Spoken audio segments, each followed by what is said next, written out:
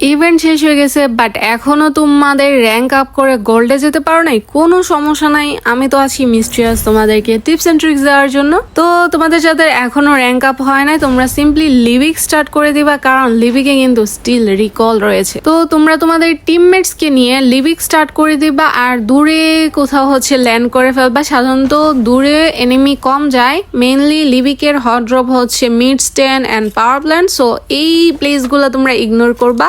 দূরে কোথাও ল্যান্ড করে ফেলবা, ল্যান্ড করে এরকম বাসায় ল্যান্ড করবা। তারপর হচ্ছে সুন্দর মতো এগুলাতে অনেক লুট পাওয়া যায়, লুট করে তোমরা ভাই লিবিকে আজকে এমন সিক্রেট সিক্রেট প্লেস দেখাবো যেখান থেকে তোমরা ইজিলি হচ্ছে র্যাঙ্ক পুশ করে ফেলতে পারবা। তো এরকম বাসার ছাদে উঠবা, ছাদে উঠে হচ্ছে এখানে তোমরা হোল্ড করবা যতক্ষণ না পর্যন্ত তোমাদের হচ্ছে আরো একটা সার্কেল দেয়। মেনলি তোমাদের এই সার্কেলটা ফলো করতে হবে আর এই সার্কেলের ভিতরে থাকতে হবে, না হয় কিন্তু জোনের বাইরে থাকলে তোমরা মরে যেতে পারো।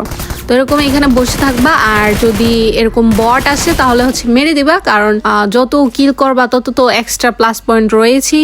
এই ব্যাপারটাও তোমাদের মাথায় রাখতে হবে। তো দেখো জোন কিন্তু মুভ করছে, তো আমি হচ্ছে তোমরা সিম্পলি এরকম লাইনগুলা জাস্ট করবা, ফলো করবা আর কিছুই না। পাবজি তোমাদেরকে ইনস্ট্রাকশন দিবে যে তোমাদের কিভাবে জোনে যেতে হবে, এরকম লাইন ফলো করে করে তোমরা জোনে চলে যাবা।